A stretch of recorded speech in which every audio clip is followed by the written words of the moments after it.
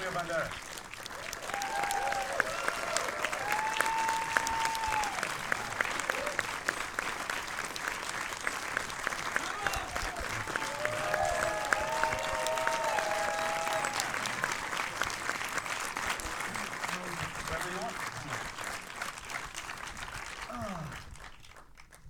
Gentlemen, thank you so much for being here. Do appreciate it. Yeah. So to start off with, I just wanted to set the table a little bit. Mr. Banderas, this is your 8th film with Pedro Almodovar. Alberto, this is your 11th film, correct? One. Yeah. Penelope Cruz, I believe this is her 6th, and Julieta Serrano, this is her 6th as well, and I believe this is not even the first time she's played your mother in a Pedro Almodovar movie. It's the 3rd time that she plays my mother in a Almodovar. So there's a remarkable continuity here. So I just wanted to ask, at the risk of sounding dumb, straight out, why do you all keep going back to work with Pedro? And don't just say because he's a genius, because we all know that. But what is the magnetism that keeps drawing you both back? In my particular case, you know, I was an actor in theater when I met Pedro Almodovar in 1979. So he was the first director that I ever had in a movie. So there is a deal of loyalty to him, to the way that he tells stories, to how he deals actually with a very special situation. You have to think that 40 years ago, Spain was coming out of a dictatorship. General Franco died in 1975. Pedro Almodovar's movies start getting out in 1980, only 5 years after. Spain was still a country very Catholic, very monolithic, with a very specific morality, and Almodovar started making movies that were completely out of the box and make the whole entire country to reflect about all of those things that I have said and just drive people in a completely different direction. It was not easy at the beginning. It took a time for the people to metabolize everything, you know, not only just in terms of cinematic narrative, he was just proposing something completely new, but in terms of morality. There were many interesting things that made us all reflect. Sometimes in things that were unbelievably simple, and that, you know, we take for granted continuously. For example, I remember when we did Law of Desire, it was the first time that there was a movie in Spain, pretty much in the world, you know, a serious movie that actually exposed homosexuality on the screen with no fear, with no complex, with, you know, very openly and very explicit, and it created a huge scandal in Spain. But my character, who killed somebody in the movie, and that was okay. Nobody put attention to that. It was fine. and then you reflect, and that has been going on in movies for a long time. You know, killing on the screen is absolutely accepted, even in movies for kids. You know, but two people from the same sex just kissing each other, anathema. That provoke. So Almodovar broke all of those, you know, barriers in the Spanish cinematography, in Spanish society, and that made us very loyal to him and the way that he makes movies, definitely. Alberto, I mean, your music has been inseparable from Pedro's films since All About My Mother, I think even a little before that. So explain just why you two work that way that you do and have for so long. Well, I think my loyalty is based in the admiration I have for him, and the possibilities he gives always for me to explore the sonority, the quality of his narration with the music. I loved his films before I started working with him, and each time we have tried to change and to develop something that is basically instinctive. It comes from not from analyzing theoretically how the music has to work, but but doing things, exploring new sonorities. I have made until now a very long trip coming from the obscure to the light, to the obscure, from some narrations that in music can be evocated by opera, and to others like this one that has to be narrated with chamber music, with the intimate sounds. And so this exploration, I think, made that is loyalty for him, but also a big desire in my knowledge of music. So it's very egoist too, because I can, I don't know how will be the next if it exists, but of course he's going to, he will ask me different things, and that's is something that is very valuable, very valuable. Yeah, that's. One question I have for both of you is, I mean, one of the things that's so unusual about this film is that it is a film about pain, but pain in a chronic, almost existential sense. You know, when we're used to seeing pain portrayed on film, it's sudden or violent, or there's kind of a sense of like a nobility in suffering. But this is a much more constant. I mean, the pain is the foreground of the entire character's story here. So I imagine that must be difficult both as an actor and as a composer to convey that like at all times without having it become oppressive, without having it become overbearing. So I mean, how do you approach? I mean, like as an actor, how carefully do you have to calibrate exactly the way that you move to indicate this without overdoing it? I'm curious what that process is like. I will tell you things that Almodovar said to me, talking about pain. You know, he said something. It was funny actually, but he said, you know, the character got a lot of pain in his back, Antonio, but I don't want to feel it. You know, I want to see it, but I don't want to feel it too much. And he got migraines all the time, and so you have to portray that, but I don't want to just see it too much. Right. And he used drugs eventually, so he's high. I don't want to see it neither. I want you, I want you to be, he said finally, I want you to be me, but I don't want to see it. So, you know that scene at the beginning of the movie when I am floating in the water? It's pretty much how I felt the whole entire movie. Floating there. No, we try just to build all of those things that are very physical in the movie with a lot of measure and being very subtle. He thought, and it's true, that you know, and we actors, we have a tendency when an actor has some kind of handicap, if you can call it like that, you know, to go for it and perform it a lot. You know, we get very. He wanted to be very, subtle is the word, with all of those things, because he thought that it was going to be very destructive of the main issue. And the main issue is that this pain, actually, that is born as a physical pain, goes to a psychological pain at a certain point, and it becomes isolation. And it's true, and I have seen that side of Pedro Almodovar, that he stopped going out, and that he just locked himself in the house because he suffered very much of photophobia. For one thing, if he were here right now, he will be wearing black glasses because of those lights over here. They can produce a migraine on him immediately, and it can take 2 days or 3 days for him just to get rid of that. So imagine a person that actually is working with light all the time, because movies are made with light, and he had to suffer that. So when he is playing in the movie with all this animation made by this Spanish artist called Gatti, every single thing that he says there is true.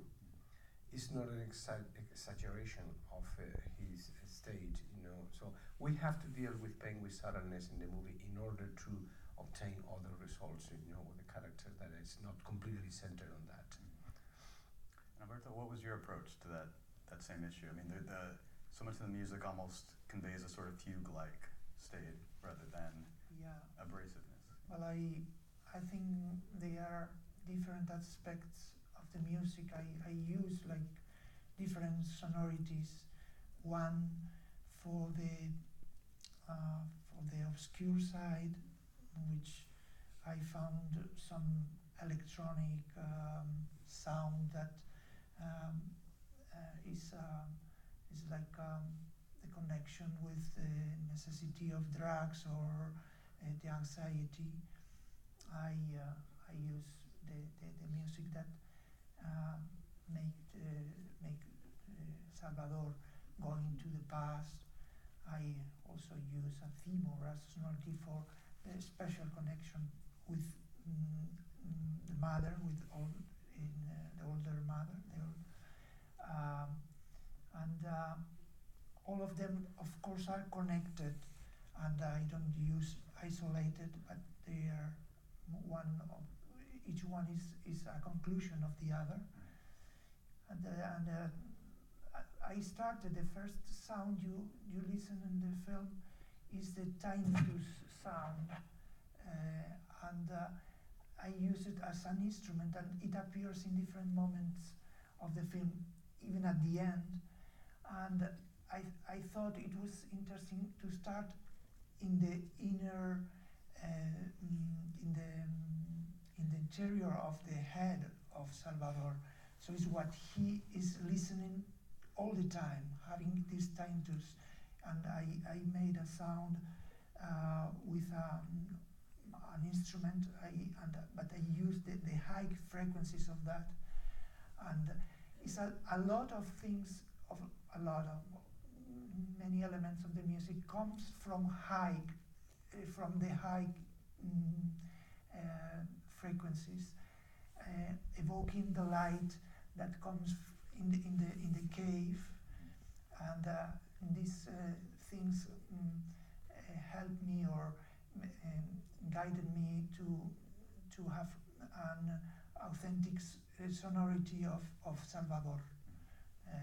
So it's a mixture of evocation and of emotions, what I try to discover and play.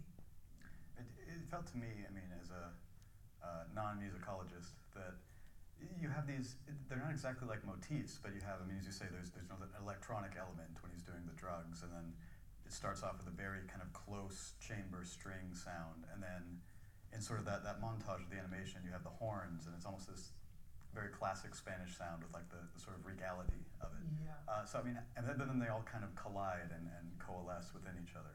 So I mean, did you view them as like motifs, or? Yeah, they are, I call them more sonorities, but they are motifs.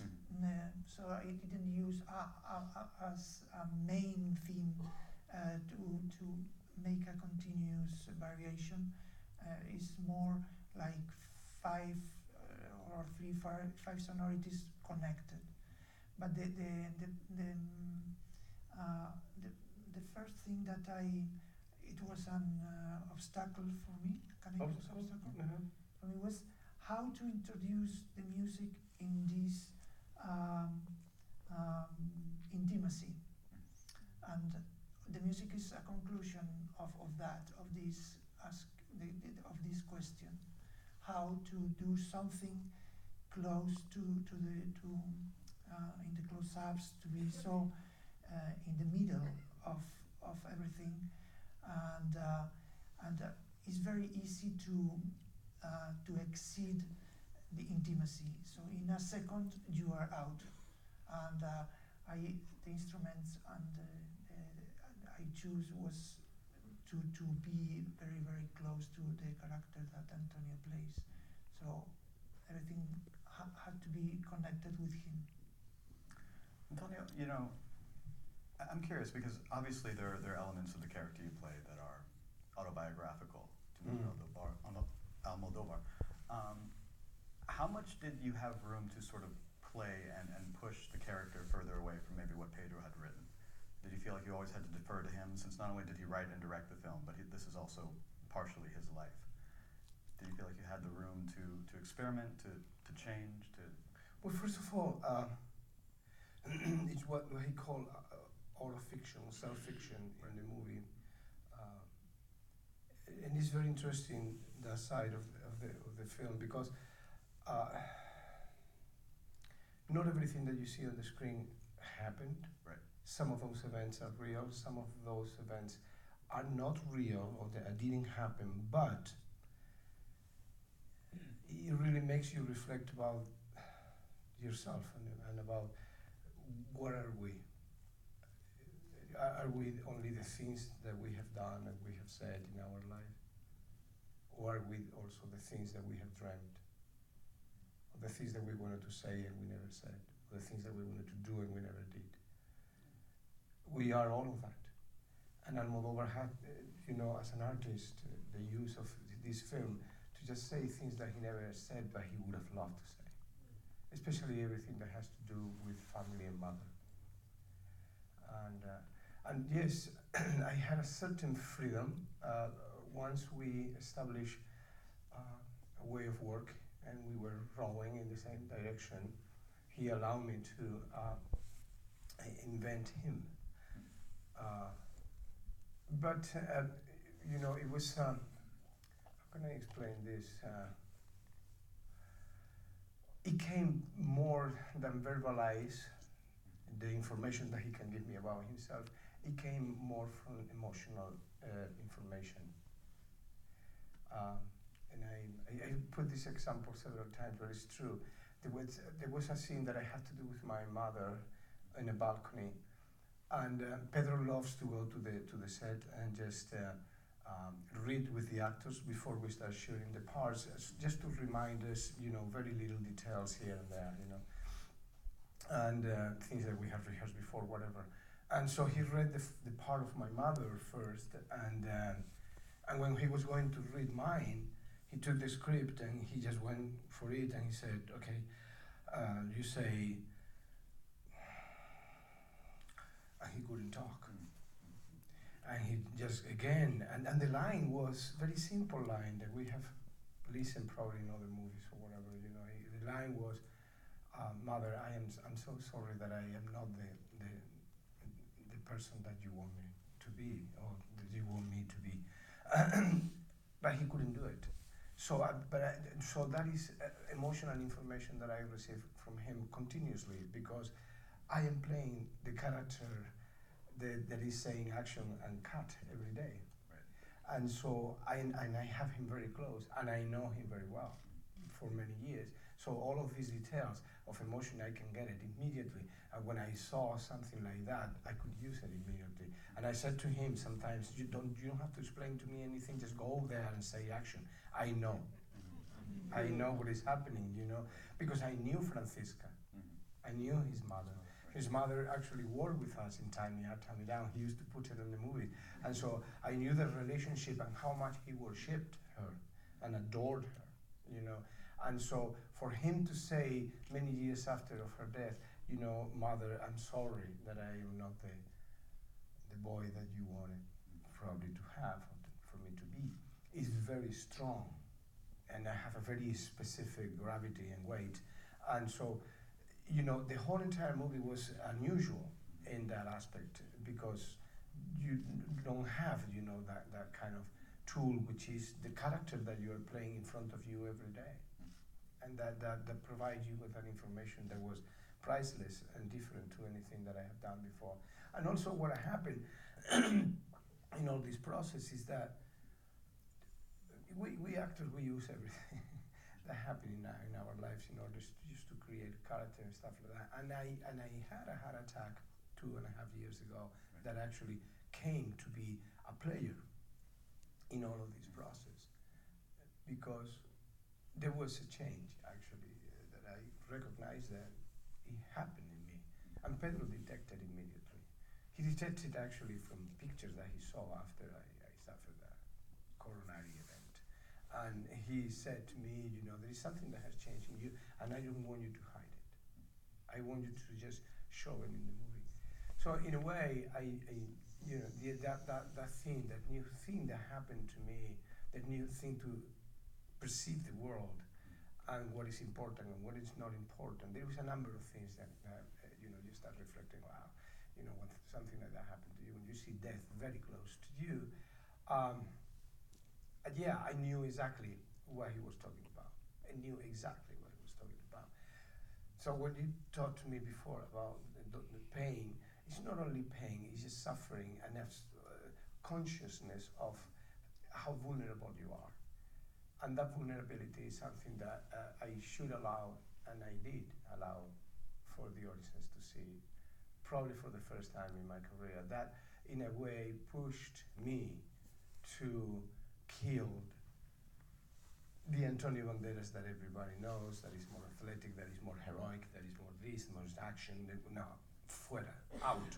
It got to be eliminated in order to play a character like this. Were you comfortable with that from the beginning? Comfortable? I don't know if that is the word. It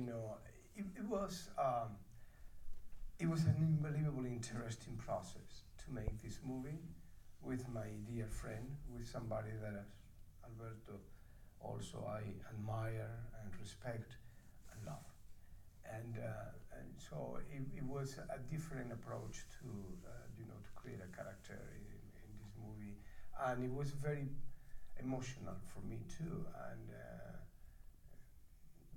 what is really beautiful is just to see how the people reacted to the movie. From the moment that we opened in March in Spain, and then we went to the Cannes Film Festival, and then France received the movie with open arms, Italy, England. So, the movie has been receiving beautiful reviews and great reactions from the audiences. And I think it is because even if the movie is dedicated to a person, and the narrative is just talking about movies and something, I think there are issues in the movie that touch everybody. They are very intemporal, and in a way, it goes to a wider audience. Issues like, for example, reconciliation,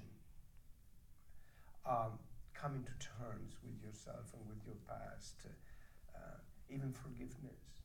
And the movie has that too. Anybody in the world, we all travel through life with a suitcase filled with, miseries and greatnesses, with pain and glory.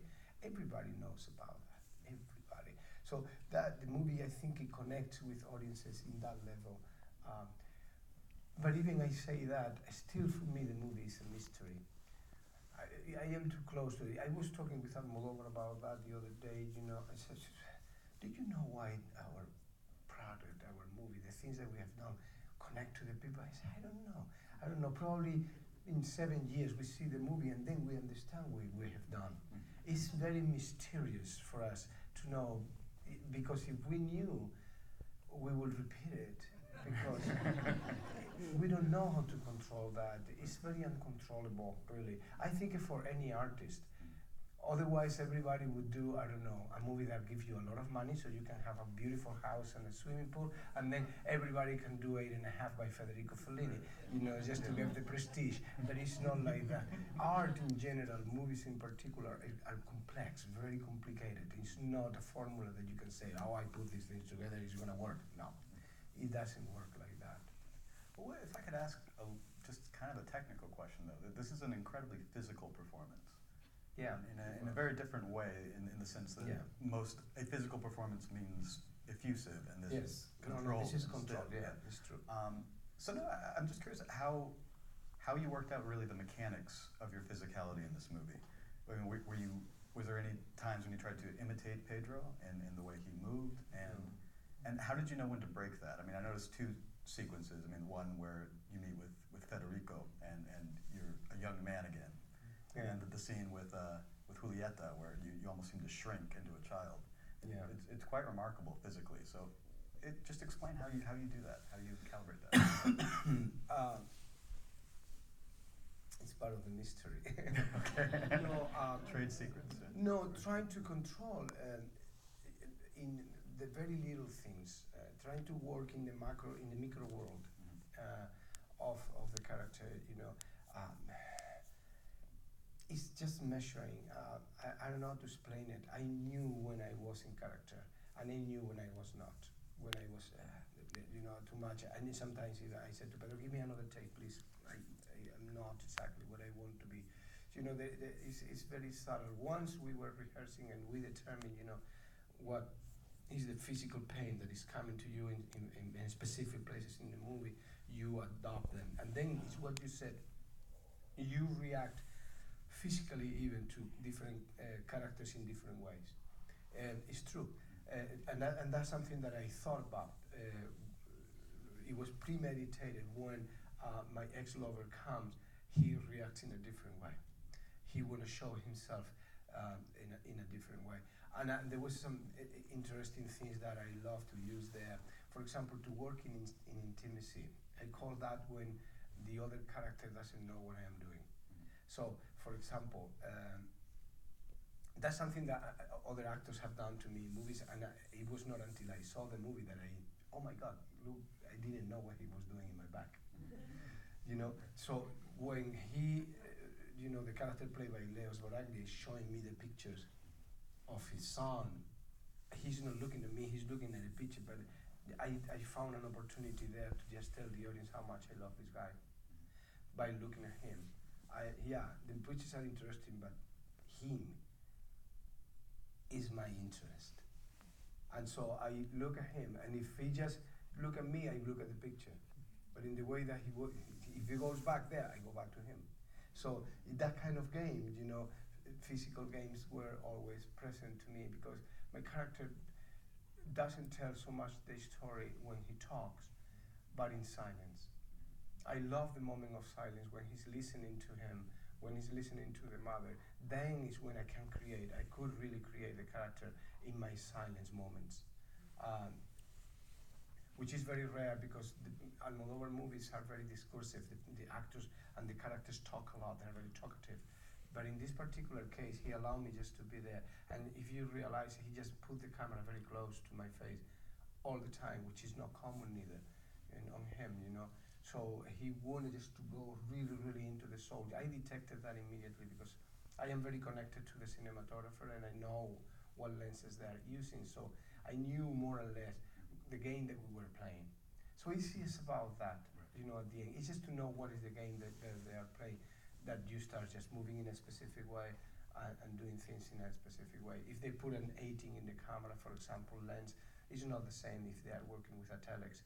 And so in knowing those things, you just know what you can give him or not. Look, unfortunately, we need to wrap up in just a minute, so I saved my most incendiary and controversial question for both of you for last. What were your favorite childhood films? Wow. Oliver. Okay. Oliver. I remember that my father took me to see the movie, and it was about kids. But there were these unusual kids that they were suffering actually a very unjust situation. But I love them. I want to be in that unjust situation. I want to be like them. There was a certain freedom, in all of those kids. And then the music. I think I started loving that genre, musicals actually through that movie, because it produced a very strong impact in me. Alberto? One. Only one? Or do you have to? If you have to. I don't know. I have to improvise. Maybe Kubrick's Resplendor. How is this? Oh my God! When you were a kid? Yeah. No, when I was a kid. When you were a kid, yeah. No, it wasn't a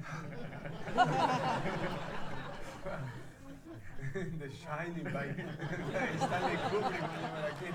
Yeah, going away. Yes. Yeah, I don't know. Maybe Lawrence of Arabia. I didn't. I felt the landscape so amazing, so big, and and music so well translated, and in a very single form, not complicated, but made eyes, so bright, and I think I had kind of revelation watching this movie. But I think I was not so kid when I watched it. I was going to say, you guys are picking Carol Reed and the David Lean films. I feel like hopelessly uncultured over here. But look, thank you both so much for coming, and thank you everybody for staying around.